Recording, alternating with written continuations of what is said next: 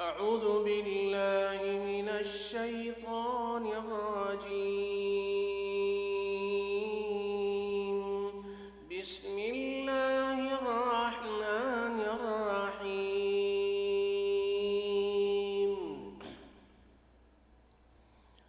إن الأبرار يشربون من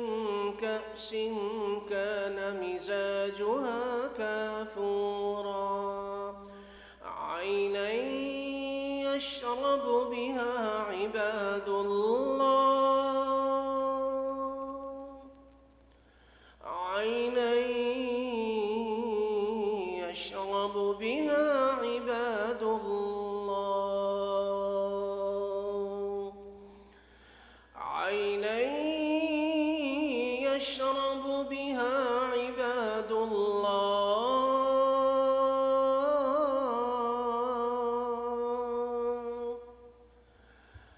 عينا يشرب بها عباد الله يفجرونها تفجيرا يوفون بالنذر ويخافون يوما كان شره مستطيرا ويطعمون الطعام على حبه مسكينا ويتيما وأسيرا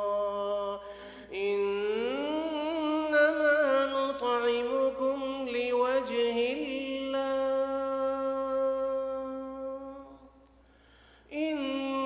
إنما نطعمكم لوجه الله إنما نطعمكم لوجه الله لا نريد منكم جزاء ولا شكورا إنا نخاف من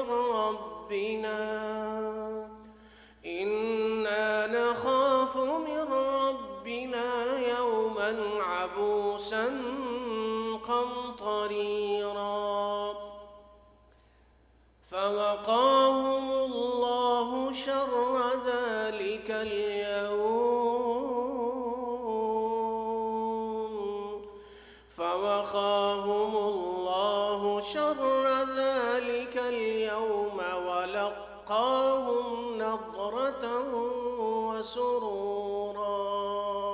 وجزاهم بما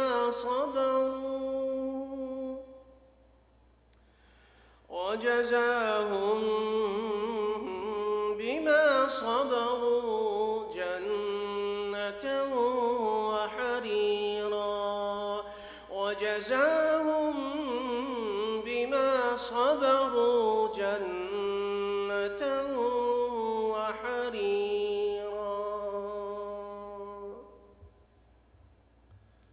اللہ سبحانہ و تعالی کے فضل و کرم اور اس کی توفیق و احسان سے ہم نے اپنے درس کا یہ دوسرا حصہ آج پڑھا ہے۔ پہلے حصے میں ہم نے سورہ بقرہ دوسرے پارے کی آیت نمبر 166 کی تلاوت کی تھی، اور یہ پڑھا تھا کہ اس آیت کریمہ میں اللہ سبحانہ و تعالی نے ایمان والوں کی 16 صفات کو بیان فرمایا ہے، اور یہ جو صفات بیان فرمائی ہیں، سمجھنے کی بات ہمارے لیے اور آپ کے لیے یہ ہے کہ ان صفات میں جن صفات کا تعلق عقائد سے تھا، ایمانیات سے تھا، وہ صرف 5 ہیں: آمن باللہ والیوم الآخر والملائکہ والکتاب والنبیین، اور اس کے بعد جو 11 یا تقریباً 12 کے قریب صفات تھیں، ان کا تعلق اخلاق سے تھا، معاملات سے تھا، دوسروں کے ساتھ اچھا سلوک کرنا، دوسروں کی مدد کرنا، دوسروں کے کام آنا۔ ہم نے پڑھا تھا اپنے اس درس کے آغاز میں کہ سب سے بڑی عبادت اوروں کے کام آنا، اپنے لیے تو سب جیتے ہیں، دوسروں کے لیے جیو۔ اپنے لیے تو سب کچھ کرتے ہیں، دوسروں کی خدمت کرو۔ اپنے لیے تو سب بھاگ دوڑ، اپنی اولاد گھر والوں کے لیے سب کچھ کرتے ہو، اللہ کے ان ضرورت مند بندوں کے کام آؤ جن کا کوئی نہیں ہے، بے آسرا ہیں، یتیم ہیں، بیوائیں ہیں، محتاج ہیں، ضرورت مند ہیں، فقیر ہیں، مسکین ہیں، بیمار ہیں، اپاہج ہیں، معذور ہیں، ضرورت اور مدد کے وہ مستحق ہیں، ضرورت مند ہیں، ان کی مدد کرو۔ یہ سب سے بڑی عبادت۔ لوگ اللہ کو نہ جانے کہاں کہاں تلاش کرتے ہیں۔ وعند منکسر القلوب ہے وہ جو جن کے دل ٹوٹے ہوئے ہیں، ان کو جوڑو، اللہ کو وہاں پاؤ گے۔ اللہ کے بندوں کی خدمت کرو۔ میں اس کا بندہ بنوں گا جس کو، خدا کے بندے تو ہیں ہزاروں، منوں میں پھرتے ہیں مارے مارے، میں اس کا بندہ بنوں گا جس کو خدا کے بندوں سے پیار ہوگا۔ الراحمون یرحمہم الرحمن ارحموا من فی الارض یرحمکم من فی السماء۔ جو دوسروں پہ رحم کرتا ہے، اللہ اس پہ رحم کرتا ہے۔ ارے لوگو سنو،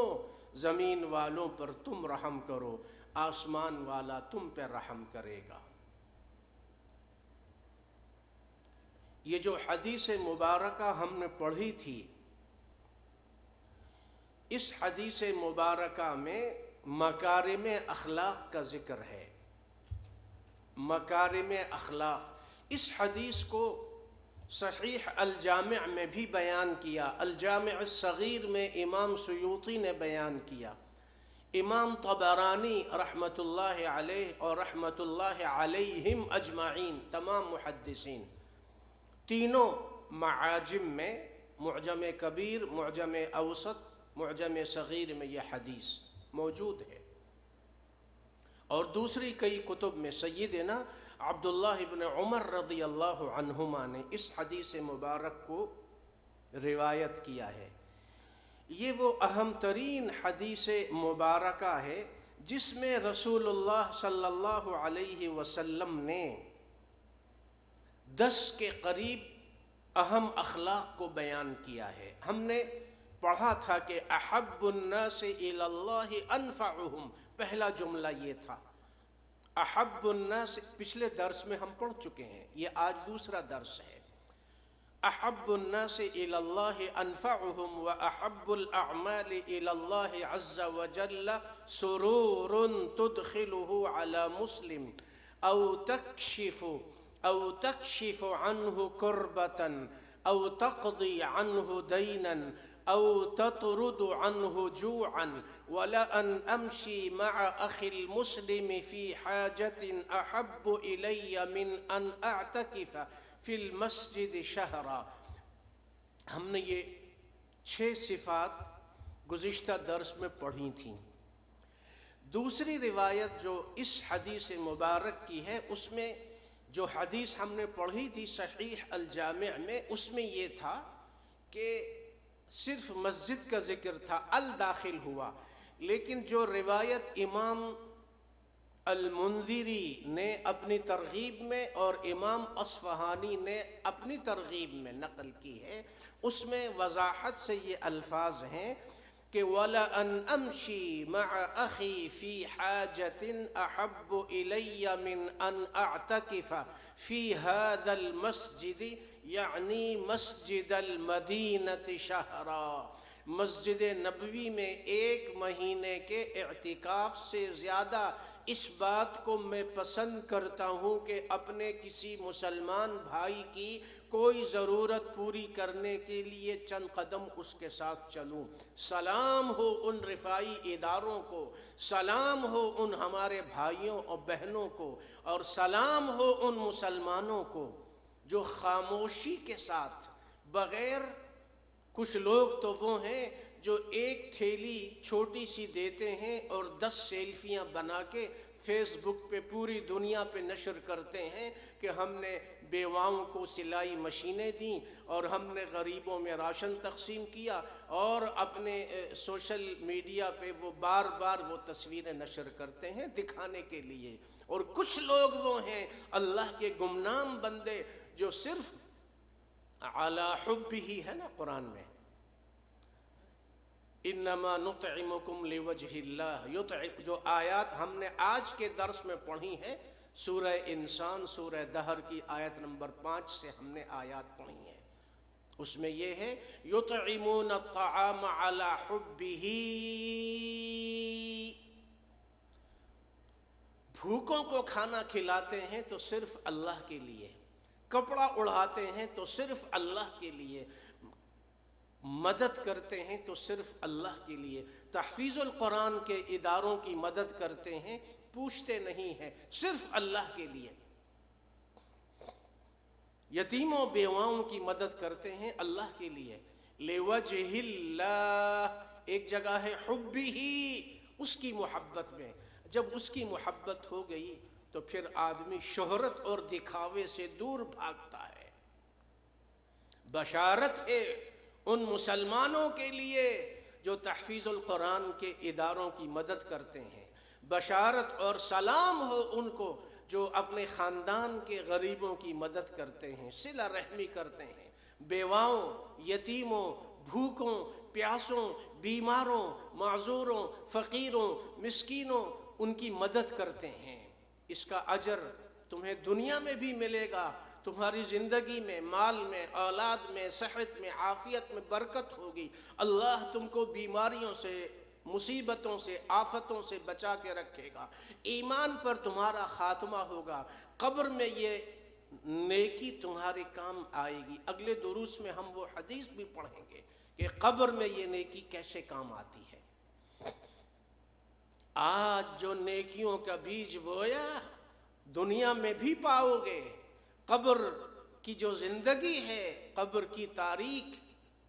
کوٹھڑی اور تنگ جگہ، وہ اللہ تمہارے لیے کشادہ کر دے گا، اللہ تمہاری قبر کو ٹھنڈا کر دے گا، اللہ تمہاری قبر کو کشادہ کر دے گا، اللہ تم سے راضی ہو جائے گا کہ تم نے اللہ کے بندوں کی مدد کی تھی صرف رضائے الہی کی خاطر، حبہ،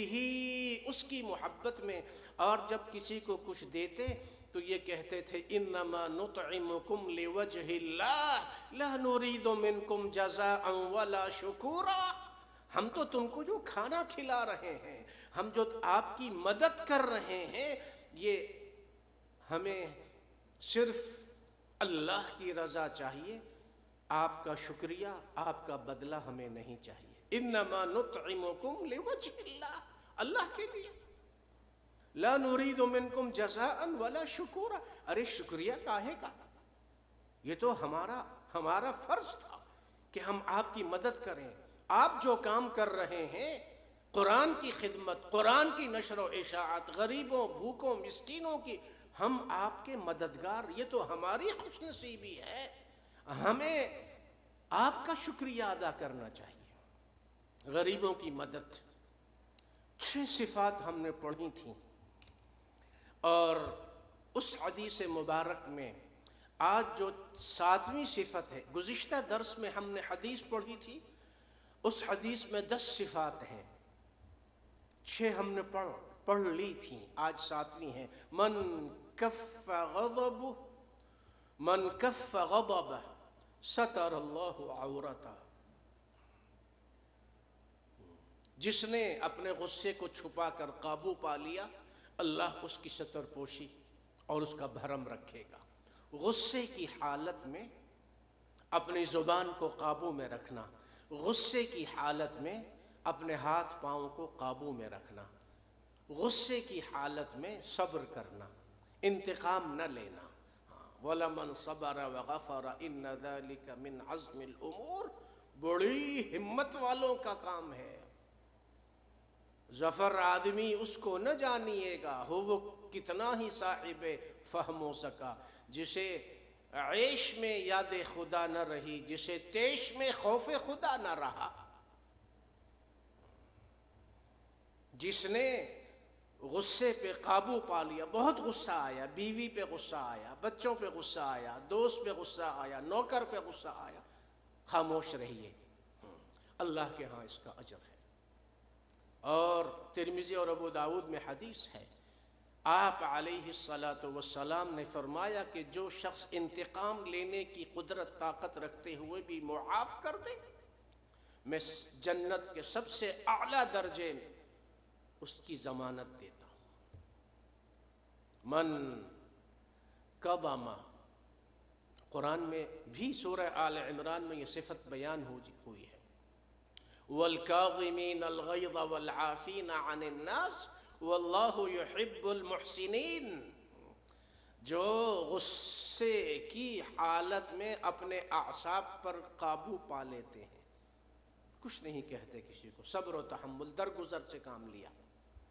ورنہ چاہیں تو لمحوں میں اس کی ایسی کی تیسی کر دیں، اس سے انتقام، اللہ کے لیے معاف کر دیا، اللہ کے لیے معاف کر دیا، ایک کان سے سنا دوسرے سے نکال دیا۔ اگر اس صفت کو ہم اپنا لیں تو ہمارے خاندانوں، ہمارے گھروں، ہمارے مدرسوں، ہماری مسجدوں، ہمارے اسکولوں، ہمارے بازاروں، ہماری مارکیٹوں کے سارے جھگڑے ختم ہو جائیں۔ انا کا جو مسئلہ ہے، شیطان بندے کو ادھر لے جاتا ہے، ارے معاف کرو، درگزر سے کام لو، اللہ تمہیں معاف کرے گا۔ اتحبون ان یغفر اللہ لکم، کیا تم نہیں چاہتے کہ اللہ تمہیں معاف کرے؟ اگر تم چاہتے ہو تو دوسروں کو معاف کرو، اللہ تمہیں معاف کرے گا۔ یہ بڑی اعلیٰ صفت ہے مشکل۔ من کظم غیظا ولو شاء ان یمضیہ امضاہ ملأ اللہ قلبہ رضا یوم القیامہ۔ 8ویں صفت، جو غصے کی حالت میں انتقام اور بدلہ لے سکے، اس کے باوجود اپنے دل و دماغ پہ قابو پا لے، کنٹرول کر لے، چپ رہے، اللہ قیامت کے دن اس کے دل کو اپنی رضامندی سے بھر دے گا، اللہ راضی ہو جائے گا۔ وہ دن جو 50,000 سال کے برابر کا دن ہوگا، جس دن کوئی سیاسی، خونی، زمینی، ملکی، مالی رشتہ کام نہیں آئے گا، اس دن اللہ تم سے، ہم سے راضی ہو جائے گا اگر آج ہم اپنے غصے پر قابو پا لیں۔ گھر اجڑتے ہیں، طلاق کی نوبت آتی ہے، کیوں؟ اس لیے کہ غصہ، ادھر بھی غصہ، ادھر بھی غصہ۔ تھوڑی دیر کے لیے اللہ کو یاد کرو، غصہ آئے وضو کرو، چپ ہو جاؤ، ایک دوسرے کے سامنے سے ہٹ جاؤ، اللہ کی خاطر معاف کرو، اللہ کی خاطر معاف کرو، ایک دوسرے کو اللہ کی خاطر معاف کرو، اللہ کی خاطر معاف کر دو، اللہ کے لیے درگزر سے کام لو، اللہ تمہاری دنیا بھی بنا دے گا، قبر بھی بنا دے گا، آخرت بھی بنا دے گا۔ اس حدیث مبارک میں ایک جملہ پہلے آیا، امشی، اب پھر آ رہا ہے امشی، چلنا، چند قدم چلنا۔ آج وہ قدم مبارک ہیں جو کسی کی خدمت کے لیے چند قدم چلتے ہیں، کسی کی عیادت کے لیے چند قدم چلے، کسی کی دوائی لانے کے لیے اس کو دوا لا کے دے دی،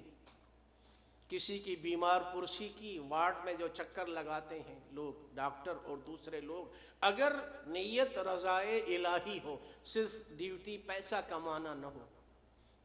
رضائے الہی، یہ اللہ کی مخلوق، یہ محتاج مریض ہیں،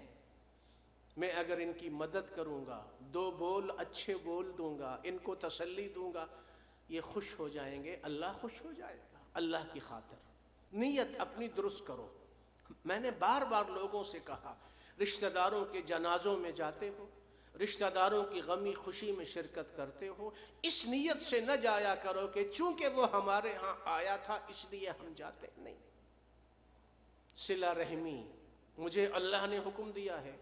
مجھے میرے آقا صلی اللہ علیہ وسلم نے حکم دیا ہے، یہ رشتہ دار ہیں، رشتہ داروں سے رشتے نبھانا اللہ کا حکم، رسول کا حکم، اور اگر وہ رشتے میں نہیں ہیں، عام مسلمان ہیں، تب بھی اللہ کا حکم، رسول کا حکم صلی اللہ علیہ وسلم۔ جب نیت آپ نے صاف کر لی تو اجر و ثواب آپ کو مل گیا، اللہ راضی ہو گیا۔ اور جب عدلے بدلے کا سودا ہوا تو آپ گئے، آپ نے تکلیف برداشت کی، آپ نے وقت ٹائم وہاں دیا، پیسے خرچ کیے، آپ کو ثواب ککھ بھی نہیں ملا، کچھ بھی نہیں ملا، آپ کو کچھ بھی نہیں ملا۔ آپ اس لیے گئے تھے کہ چونکہ ان کے ساتھ آپ کا آنا جانا ہے، لین دین ہے، ہماری تجارتی اور بازار کی برادری کے لوگ ہیں، خاندان کے لوگ ہیں، برادری کے لوگ ہیں، اس لیے گئے تھے تو ثواب نہیں ملا۔ اگر صلہ رحمی کی نیت سے یا ایک مسلمان کے حقوق کرنے کی نیت سے اجر و ثواب